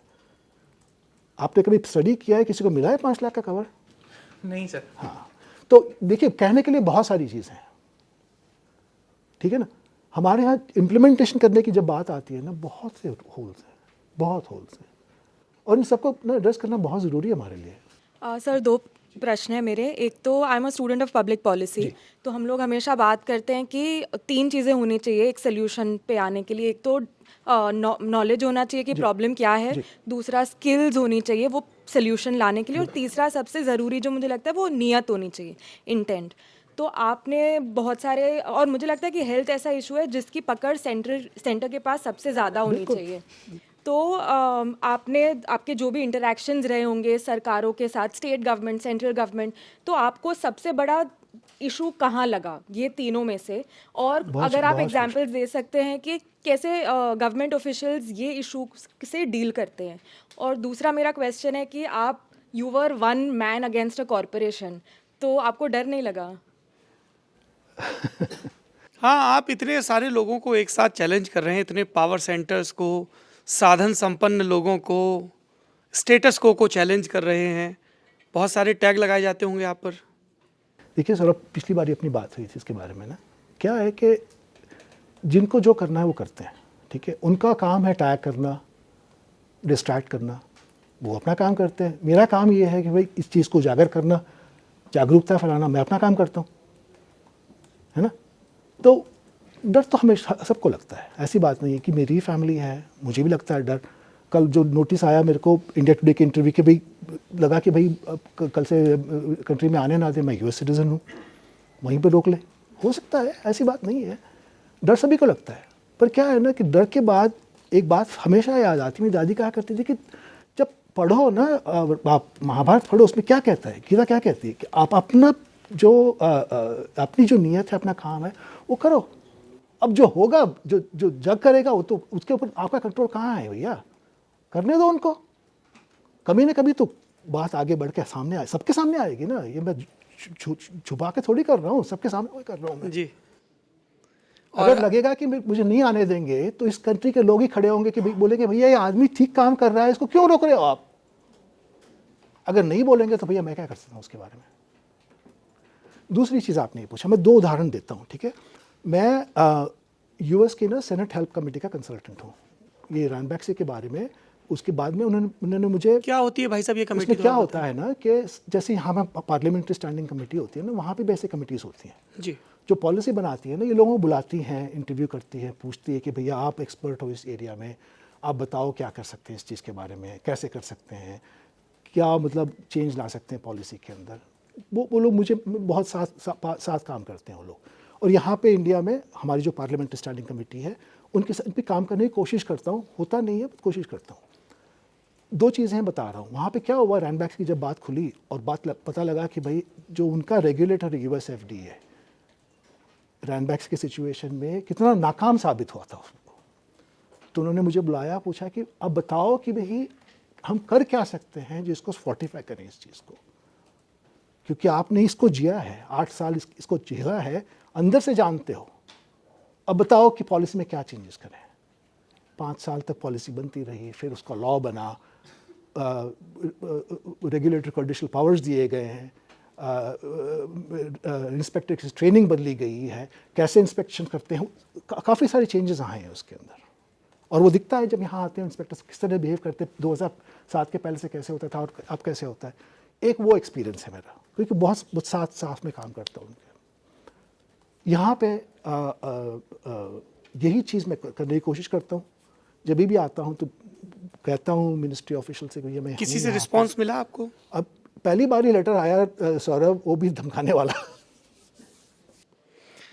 प्रशांत, हेलो सर, आपने अभी अफोर्डेबिलिटी और एक्सेसिबिलिटी की बात करी। हाँ जी, तो इसके लिए गवर्नमेंट जन औषधि परियोजना लेके आई थी, ठीक है। बिल्कुल। तो जैसे जो जेनरिक मेडिसिन होती हैं, आई डोंट नो कि जो नॉर्मल जो मेडिसिन बना रही हैं बड़ी कंपनियां, वहीं से ही वो सॉल्ट निकल के आता है या वो अलग लोग बना रहे हैं। हाँ, मैं खुद जेनरिक मेडिकल स्टोर से मल्टीविटामिन और ओमेगा 3 कैप्सूल खाता हूँ। तो वो अफोर्डेबिलिटी और वो क्वालिटी का वो बैलेंस कैसे बनाया जाए और कैसे देखा जाए कि वो जो महंगी दवा है वो अच्छी होगी और जो कम पैसे में मिल रही है वो भी अच्छी केमिकल क्वालिटी नहीं अच्छा होगा। दिनेश जी, आपकी बुक में चैप्टर भी है एक पूरा जेनरिक दवाइयों पर, और इसको लेकर खूब बात भी होती है हिंदुस्तान में भी। देखो नाम बता। प्रशांत नाम है इनका। प्रशांत, क्या है ना प्रशांत, दो चीज़ें हैं इसके अंदर, ठीक है। एक पॉलिसी लेवल पे देखा जाए, जो जन औषधि परियोजना है, पीएमबीजेपी की जो स्टोर्स होती है, ये बहुत अच्छी परियोजना है, बहुत अच्छी सोच है इसके अंदर कि भाई अफोर्डेबल लेवल पे जेनरिक मेडिसिन बनाई जाए, है ना। और इनके मतलब स्टोर्स रूरल इलाके में भी है, परियोजना अच्छी है, पर इसकी जो सप्लाई है ना उसमें बहुत कमियाँ हैं। और पूछो कमियाँ क्यों है? कमियाँ इसलिए है कि इसमें लूप होल्स बहुत हैं। कहाँ से सोर्स करते हैं, किस तरह की? मैं बताता हूँ आपको। क्या होता है ना कि ये जो प्राइसिंग के नाम पे ना ये लोग क्या करते हैं, जैसे डिजिटल विजन है, मेड इन फार्मा, ऐसी कंपनी से सोर्स करते हैं जिनमें रेगुलेशंस की कंप्लायंस की कॉन्फिडेंस नहीं है, वो नहीं होना चाहिए, है ना। कोई भी फैक्ट्री है जो दवाई बना रही है, एक लेवल की टेस्टिंग होनी चाहिए उसके अंदर। अब मैं एक उदाहरण देता हूँ आपको, है ना। ड्रग पॉलिसी के ऊपर ना 2 कमिटीज़ हैं हमारे यहाँ, लॉ में लिखी गई है। एक है ड्रग्स कंसल्टेटिव कमेटी और दूसरी है ड्रग्स टेक्निकल एडवाइजरी बोर्ड। ये एडवाइजरी कमिटीज़ हैं जो मिनिस्ट्री को ना एडवाइस देती है कि कैसे बनाई जाए। लॉ में ये लिखा गया, मैंने पहले बताया आपको, लॉ में लिखा गया है कि 10% की वेरिएशन ठीक है, क्योंकि इतना तो होता है जब मैन्युफैक्चर करते हो, इतने बड़े बड़े बैच बनाते हो आप, हज़ारों सैकड़ों पिल्स बनती हैं, इतना वेरिएशन एक्सेप्टेबल है इसके अंदर। इस कमिटी ने, ड्रग्स कंसल्टेटिव कमिटी, इसमें स्टेट रेगुलेटर के सारे रिप्रेजेंटेटिव्स हैं। अब देखिए पॉलिटिकल इकोनॉमी कैसे काम करती है। लाइसेंसिंग रेवेन्यू कहाँ जाता है? स्टेट के पास, क्योंकि स्टेट की रेगुलेशन अथॉरिटी है कि मैन्युफैक्चरिंग फैसिलिटीज़ को लाइसेंस दें, है ना। उनके रिप्रेजेंटेटिव्स कहाँ आते हैं? ड्रग्स कंसल्टेटिव कमेटी में। उन्होंने क्या किया कि एक गाइडलाइन जारी की कि भैया 10% को ठीक है, 70 से 30% की वेरिएबिलिटी हमारे साथ सही है, 70 प्लस और माइनस 30%। अब बताइए, लॉ में 10% है आपका वेरिएशन, आपकी खुद की कमेटी कह रही है 30% वेरिएशन एक्सेप्टेबल है, तो वो जो बना के सप्लाई कर रहा है बीएम औषधि वाला, वो 10% करेगा कि 30% करेगा, है ना। तो हमको ना इसकी तह तक जाना बहुत ज़रूरी है। पॉलिटिकल इकोनॉमी ऐसा काम करती है कि किसी भी स्टेट के ड्रग रेगुलेटर ये नहीं चाहता कि हमारी लाइसेंसिंग रेवेन्यू कम हो जाए। हिमाचल में इतने मैन्युफैक्चरिंग फैसिलिटीज़ क्यों हैं? क्योंकि एक्साइज फ्री जोन है, सिंपल सी बात है। दुनिया भर की दवाई कहाँ बनती है? बद्दी में। क्यों? क्योंकि एक्साइज फ्री जोन है वो, क्योंकि एक्साइज वहाँ पे टैक्स नहीं लगता। अच्छा, टैक्स से बचने के लिए वहाँ पे इंडस्ट्रीज तो हिमाचल का ड्रग रेगुलेटर ये कभी नहीं चाहेगा जी कि हमारी फैक्ट्रीज बंद हो जाएं, क्योंकि उनको लाइसेंस रेवेन्यू आता है वहाँ पे। अब मुझे ये पूछिए कि हिमाचल प्रदेश की गवर्नमेंट में के पास क्या सुविधाएं हैं जो टेस्ट कर सके? आपके पास ये सब बन रहा है ना भैया, अपने लॉ में लिखा हुआ है कि स्टेट ड्रग रेगुलेटर की रिस्पॉन्सिबिलिटी बनती है कि आप सैंपल करो उस दवाइयाँ जो आपके पास बन रही है, टेस्ट करो, पूछिए कितने लैब है, एक लैब है, इसमें लिखा हुआ है, RTI है, उसमें हमने पूछा ये कितने मशीन्स हैं आपके पास जो चाहिए होती है टेस्टिंग के लिए। उन्होंने कहा कि जी एक मशीन है 16 साल पुरानी है, वो भी आज काम नहीं करती है, अब बताओ क्या टेस्टिंग करोगे आप।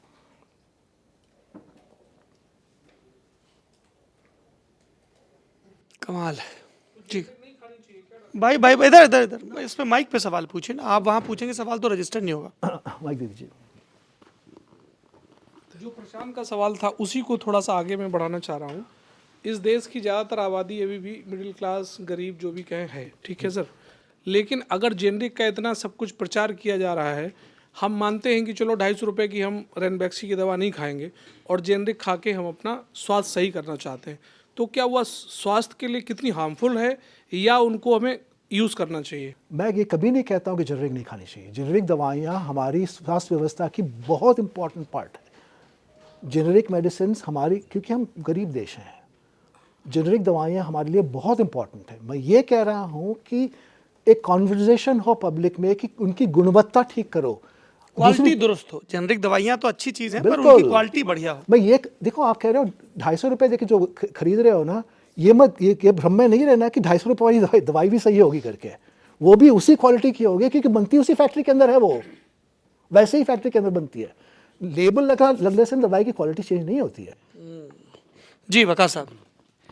जी डॉक्टर सर, मेरे कई सवाल हैं लेकिन कुछ इस तरह के, जैसे कानून ढेर सारे हैं, ठीक है, सिर्फ ये है कि उसका अमल नहीं हो पाता।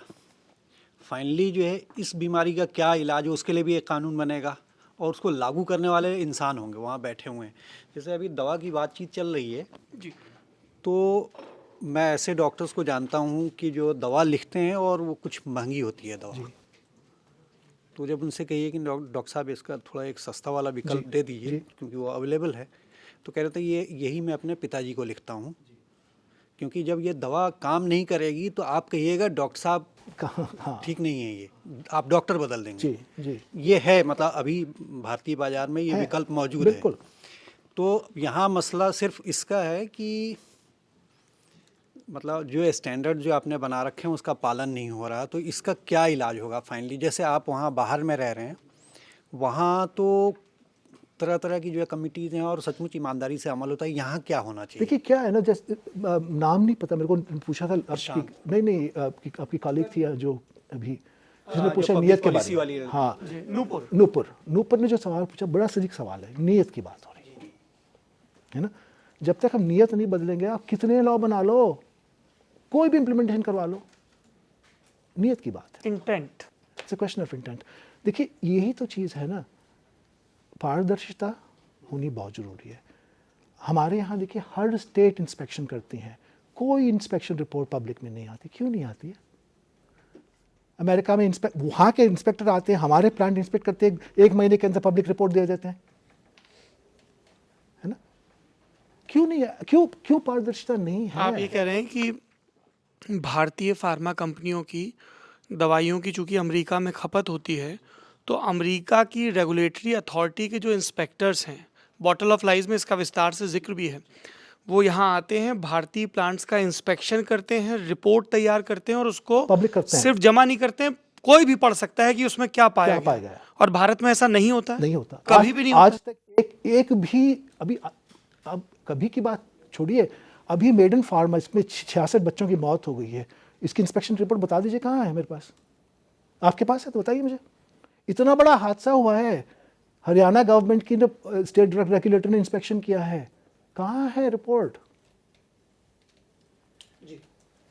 सर एक और है कि हम लोग तो यहाँ पे, और इसमें सबसे ज़्यादा इशू उठता है बिल और मेलिंडा गेट्स फाउंडेशन का, कि वो ट्रायल के लिए जो है यहाँ पे बिना पूछे ट्रायल करते हैं, और वो खासकर जो है सरकारी अस्पताल दूर दराज के उसमें बच्चे मर गए, वो मसला। और ये जो है आप देख रहे हैं कि यहाँ खुद ड्रग रेगुलेशन का कोई ख्याल नहीं है। दोनों में क्या फ़र्क पाते हैं? क्या इतना ज़िम्मेदार है या वो बेवकूफ़ बनाते हैं यहाँ पे? वो कहते हैं कि साहब ये फाउंडेशन जो है अपने फ़ायदे के लिए कर रहा है। आपको क्या लगता है? देखिए दो चीज़ें हैं, कोई भी फाउंडेशन, कोई भी कंपनी इस देश में बगैर रेगुलेटर के परमिशन के कुछ नहीं कर सकते, कुछ नहीं कर सकते। बिल एंड मेलिंडा गेट्स का फाउंडेशन हो या क्लिंटन फाउंडेशन हो, जब तक रेगुलेटर उनको परमिशन नहीं देता एक पेशेंट इनरोल नहीं कर सकते वो लोग। तो परमिशन के बेसिस पे करते हैं। हाँ, कमियां हैं, खामियां हैं। जितनी कमियां हमारी खुद की कंपनीज के अंदर होती हैं उतनी कमियां इनके पास भी होती है। क्योंकि काम कौन करता है? काम तो हॉस्पिटल में खुद आके थोड़ी करते हैं, एक कॉन्ट्रैक्ट आउटसोर्स करते हैं इनको, हॉस्पिटल्स को। और हॉस्पिटल में कौन काम करता है? हम ही लोग काम करते हैं ना। सर इसमें क्या फिर फाउंडेशन का उस वैक्सीन से जो है क्या वास्ता है? क्या उस वैक्सीन बनाने वाली कंपनी में बिल एंड मेलिंडा के शेयर्स हैं? हो सकते हैं, मुझे नहीं पता। ऐसे रिपोर्टिंग हुई है कि गावी के अंदर बिल एंड मेलिंडा गेट्स वाले शेयर्स हैं। मुझे पक्की तरह से नहीं पता, मैंने डॉक्यूमेंट्स नहीं देखे, पर रिपोर्टिंग है इस बारे में। पर सवाल ये नहीं है। सवाल देखिए क्या है, कोई भी कुछ भी करना चाहे, हम अपने टैक्स के पैसे से रेगुलेटर को क्यों अपॉइंट करते हैं? क्योंकि आपकी प्राइमरी रिस्पॉन्सिबिलिटी हमारी ओर हो, है ना। आपको पता है 2013 तक जो हमारा रेगुलेटर है, drugs, central drugs control regulator, अभी चेंज कर दिया क्योंकि बड़ी फटकार पड़ी थी पार्लियामेंट्री स्टैंडिंग कमेटी से उनको। उनके मिशन स्टेटमेंट में ये लिखा था कि उनकी primary responsibility growth of industry, या इंडस्ट्री ग्रोथ के लिए कॉमर्स मिनिस्ट्री है। इट्स लाइक एग्जामिनर या फ्लाइंग स्क्वाड में जो लोग हैं इन्विजिलेटर, उनकी जिम्मेदारी हो कि सब लोग पास हो जाए। टीचर की नहीं है, उनकी है। बच्चे की नहीं है, टीचर की नहीं, घर वालों की नहीं। अब बताइए। सर हमने मेडिसिन की बात की। अगर ये मैसेज जाता है कि दवाइयाँ क्वालिटी उनकी सब स्टैंडर्ड है, तो हमारे देश में ये बहुत प्रचलन है कि हम ऑल्टरनेटिव मेडिसिन सिस्टम्स की तरफ बढ़ते हैं, इंडिजीनियस मेडिसिन सिस्टम की तरफ बढ़ते हैं। लेकिन उनकी, आप कई बार लिखते भी रहते हैं इसके लिए, तो उनका क्या रेगुलेशन सिस्टम है पूरा, उसके बारे में भी थोड़ा सा हमें बताइए। देखिए क्या है ना कि अगर आप कहें कि जो मॉडर्न मेडिसिन की रेगुलेशन ख़राब है, जो अल्टरनेटिव मेडिसिन की रेगुलेशन वो है ही नहीं, बिल्कुल भी। और 2 चैप्टर्स हैं इसके अंदर जो बिल्कुल उस चीज़ को ना बारीकी से एनालाइज करते हैं कैसे होता है। मैं एक सिंपल सा सवाल, एक चीज़ बताता हूँ आपको। हमारे यहाँ ना मिनिस्ट्री ऑफ आयुष है जो सेटअप किया गया था, parallel ministry of health, parallel ministry है। उनका काम ये है कि हमारी इंडिजिनस मेडिसिन को बढ़ावा देना।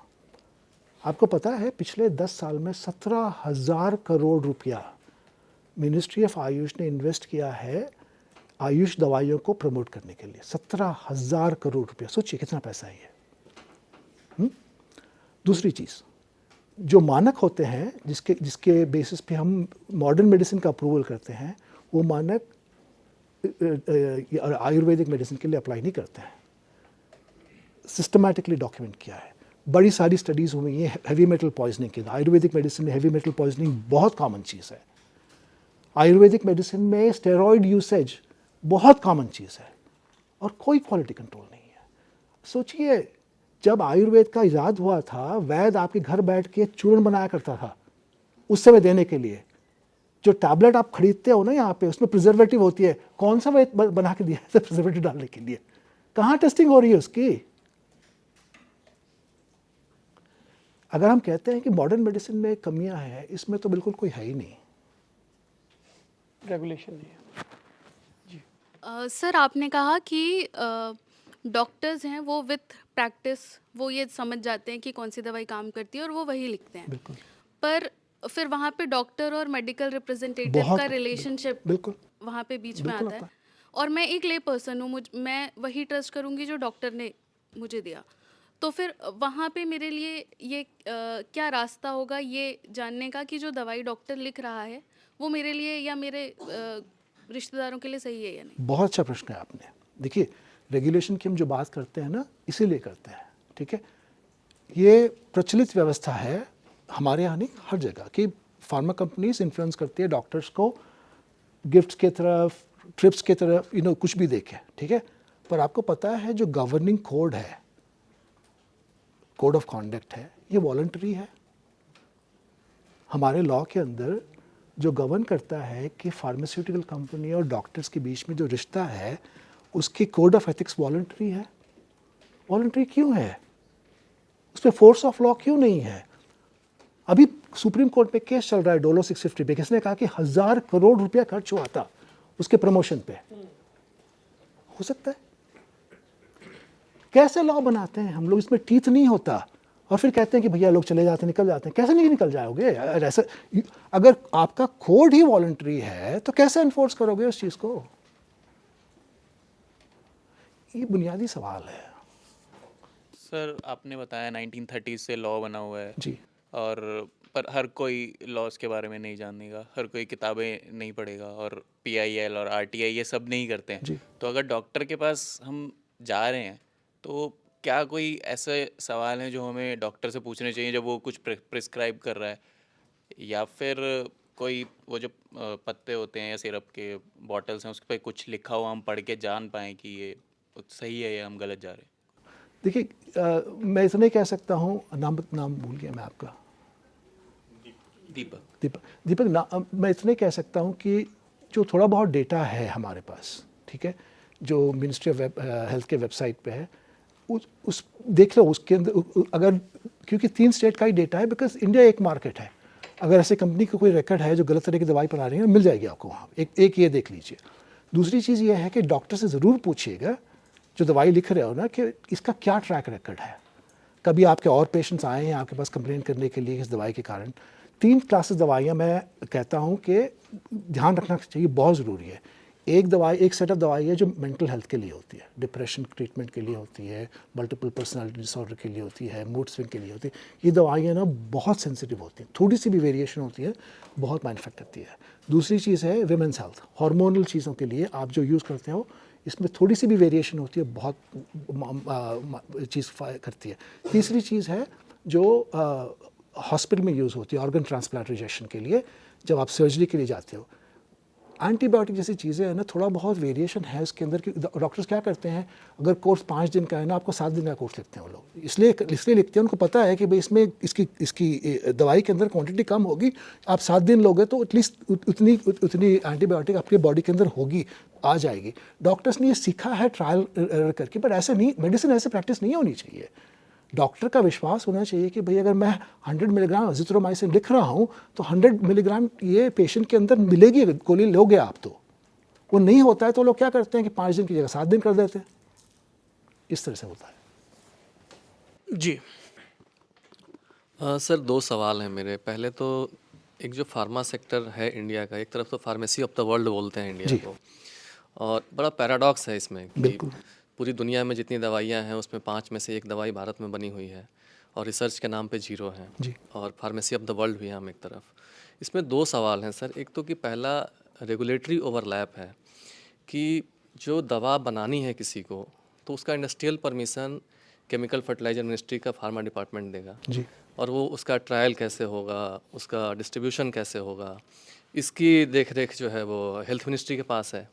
अब आयुर्वेदिक और आयुष की दवाइयाँ आ गई तो एक नई मिनिस्ट्री ऐड हो गई, तो मतलब कई मल्टीपल एजेंसीज हैं, फिर स्टेट की अपनी एजेंसीज हैं।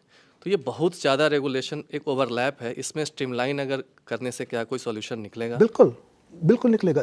देखिए, आयुष के अप्रूवल के लिए कोई ज़रूरत नहीं कि कोई आप वही मानक ना इस्तेमाल करो जो आप मॉडर्न मेडिसिन के लिए करते हैं, कि मेडिसिन तो मेडिसिन ही है जी, है ना। क्या ज़रूरत है आपको कि दूसरे सेट ऑफ स्टैंडर्ड का इस्तेमाल करने की वहाँ पे? वैसे ही देखिए, प्राइसिंग और promotion department of chemicals and pharmaceuticals के पास है, जो नेशनल फार्मास्यूटिकल प्राइसिंग अथॉरिटी है, वो मिनिस्ट्री ऑफ फार्मास्यूटिकल्स के पास आती है, और हेल्थ डिपार्टमेंट के पास रेगुलेशन है। तो ये जो चीज़ें हैं ना, इसलिए कहते हैं कि हमको ना इस चीज़ को ना बुनियादी तरीके से पढ़ना पड़ेगा। देखिए, 75 साल हो गए हैं, बहुत कुछ सीखा है हमने। जो दवाई, जब हम लोग आज़ाद हुए थे, जो हम बीमारियाँ थी, क्या थी उस समय? हमारे पास इन्फेक्शन था, डायरिया हो रहा था पानी के कारण, डायरिया, सैनिटेशन की इश्यूज़ थी। आज देखिए ना क्या बीमारी है, डायबिटीज़ है, ऑन्कोलॉजिकल बीमारियाँ होती हैं। साइंस बदल गई है, रेगुलेशन को अपडेट करना बहुत ज़रूरी है। हम लोग करते क्या हैं ना, ये जो रेगुलेशन की एक गेम मान लीजिए, थोड़ी सी फटती एक बैंडेड लगा देते हैं उसके ऊपर। अब मेड इन फार्मा का सिचुएशन हुआ, एक ऐसा लॉ पास कर दिया कि भाई उसको मेड इन फार्मा वाली सिचुएशन ना हो। कल किसी और कुछ हुआ, एक और बैंडेड लगा दिया। अब वो बॉल में इतने बैंडेड्स हो गई है ना, कोई रुक नहीं पा रहा है वो, है ना? सर दूसरा सवाल एक और जुड़ा है जो आपने अभी थोड़ी देर पहले बोला कि पॉलिसी मेकिंग में हमारे यहाँ जितना दिमाग लगाना चाहिए और भारत की ज़रूरतों के हिसाब से जिस तरह से पॉलिसी फार्मुलेट करनी चाहिए वो नहीं हो रहा है। यूएस में भी आपका काम करने का एक्सपीरियंस है, तो एक सिर्फ बिग फोर एजेंसीज की जो भूमिका कही जाती बहुत है, बुरी, बहुत बुरी। पॉलिसी मेकिंग को जो आउटसोर्स कर दिया है, हम उसका असर अब भारत में भी देख रहे हैं। वो चाहे पीडब्ल्यूसी हो, क्या पीएमजी हो, डेलोइट हो, ईवाई हो, तो इनका ये जिस तरीके से घुस गए हैं पॉलिसी मेकिंग में, हम कहने को लॉ मेकर हम पार्लियामेंट में अपने रिप्रेजेंटेटिव चुन के भेजते हैं और कहते हैं कि वो लॉ बनाएंगे, लेकिन आज सच्चाई ये है कि लॉ कोई और बना रहा है, उसके पीछे कोई दूसरी ताकतें काम कर रही हैं। तो इसको कैसे काउंटर किया जाए भारत के कॉन्टेक्स्ट में? बहुत अच्छा सवाल पूछा आपने, बहुत ही अच्छा सवाल पूछा है, क्योंकि मैं देख रहा हूँ पिछले दशक के अंदर ना ये जो बिग फाइव वाली इन्फ्लुएंस है बहुत बढ़ रही है। पर पूछो क्यों बढ़ रही है, क्यों जाते हैं मेंबर्स ऑफ पार्लियामेंट्स भी, ये तो हमारे रिप्रेजेंटेटिव्स हैं ना, इनके पास क्यों जाते हैं? इसलिए जाते हैं कि हमारे पास वो क्षमता नहीं रह गई है, हम उसकी पढ़ाई नहीं कर रहे हैं। आप बताइए ना मुझे कि आप इतने यंग लोग बैठे हैं यहाँ पे, जिस कॉलेज से आए हैं, कब पढ़ा है आपने रेगुलेशन के बारे में? कब पढ़ा है ड्राफ्टिंग, लॉ मेकिंग के बारे में? ड्राफ्टिंग, जो लॉ मेकिंग ड्राफ्टिंग होती थी, पढ़ी है 1950s के लॉज बने हैं, कितनी अच्छी तरह से लिखे गए वो स्किल ख़त्म हो गया हमारे पास। इसलिए वो लोग क्या करते हैं कि जो बाहर पावर पॉइंट बने होते हैं उनके, वो पावर पॉइंट लेकर आते हैं, उनको इम्प्रेस करते हैं कि भैया देखो कितने अच्छे पावर पॉइंट बनाए। पर पता है वो पावर पॉइंट कैसे बनते हैं? आपसे सीखते हैं वो, आपसे जो आप बता रहे हो ना वो सीखते हैं, उसको बढ़ा के पावर पॉइंट बनाते हैं वो लोग। पर उसको जांचने की क्षमता भी तो होनी चाहिए ना हमारे यहाँ। अगर वो क्षमता खत्म हो गई तो बड़े अच्छे दिखेंगे, भैया एनिमेशन बना हुआ है, इतने अच्छे कलर दिखाई दे रहे हैं और ऐसी बड़ी बड़ी बातें हो रही हैं उसके अंदर, है ना? All right, it was a long and fruitful conversation. Dinesh Thakur ji जब ये कह रहे थे तो मुझे ध्यान आया कि हम लोगों का ये इंटेंट है लल्लन टॉप का, चूँकि इंटेंट पे बहुत बात हो रही है, कि हमें भारतीय भाषाओं में पॉलिसी पर एक वीकली प्रोग्राम करना चाहिए, क्योंकि जब तक इस देश की जनता आसान भाषा में इन जटिल विषयों को नहीं समझेगी तो वो अपने हुक्मरानों से सवाल नहीं पूछेगी, एक प्रेशर ग्रुप के तौर पे काम नहीं करेगी। और दूसरी बात जब आप बोले तो मुझे लगा कि नूपुर को भी पब्लिक पॉलिसी की पढ़ाई के लिए सिंगापुर गई वो। हाँ बताइए।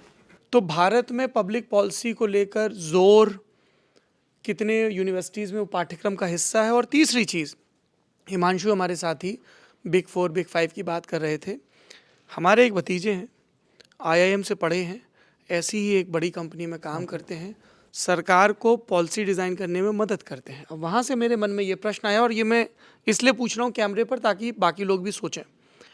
इस देश के सबसे मेधावी बच्चे, लड़के और लड़कियाँ, अगर वो साइंस लेते हैं तो वो एमबीबीएस की पढ़ाई करेंगे, टॉप सबसे जो होंगे वो एम्स जाएंगे, इंजीनियरिंग की पढ़ाई करनी है तो वो आईआईटी जाएंगे, और फिर जो मेधावी बच्चे हैं वो आईआईएम जाएंगे।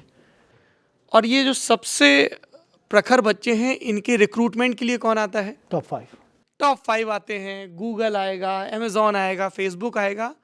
भारत और राज्य की सरकारें नहीं जाएंगी कि यार ये बेस्ट हैं, तो क्यों ना मैं आईआईटी मुंबई के कंप्यूटर साइंस की पढ़ाई करने वाले कुछ बच्चों को लूँ, आईएम अहमदाबाद के कुछ बच्चों को लूँ, इनको साथ बैठाऊँ और कहूँ कि गवर्नेंस के लिए मुझे इन चीज़ों पर सॉल्यूशन दीजिए।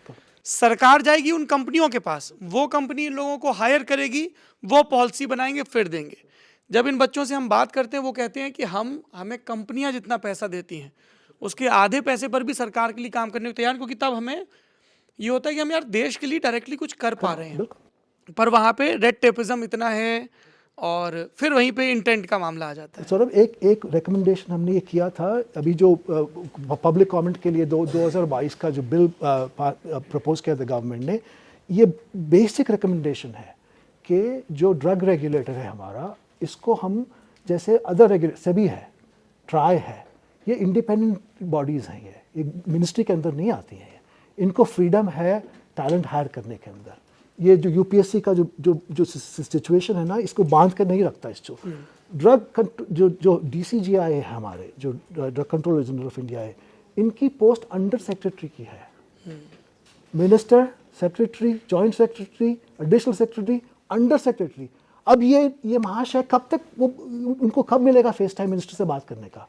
इस यूनिट को ना इंडिपेंडेंट बॉडी बना के, जैसे हम लोग टेलीफोन रेगुलेटरी अथॉरिटी है, जैसे सेबी है, इस चीज़ की तरह ना मेडिसिन अथॉरिटी को भी गवर्नमेंट के बाहर ले आना चाहिए, ज़्यादा ऑटोनॉमी देनी चाहिए, ताकि ये हायर कर सके इन बच्चों को जो आप इनकी बात कर रहे हैं। आप यूपीएससी के रूल से कंस्ट्रेन ना हो इस चीज़ से। ये छोटे छोटे बहुत सारे कई सुधारों का समुच्चय होगा, तब होगा चीज़। चलिए, guest in the news room के आज के एपिसोड में इतना ही। इस पूरी बातचीत से आपका क्या तात्पर्य है, आपको क्या समझ में आया, आपकी क्या शंकाएं हैं और आपके क्या कंसर्न है, ज़रूर बताइएगा। संवाद का सिलसिला चलता रहेगा। शुक्रिया दिनेश ठाकुर जी, बहुत बहुत धन्यवाद, आपने इतना समय दिया। Thank you.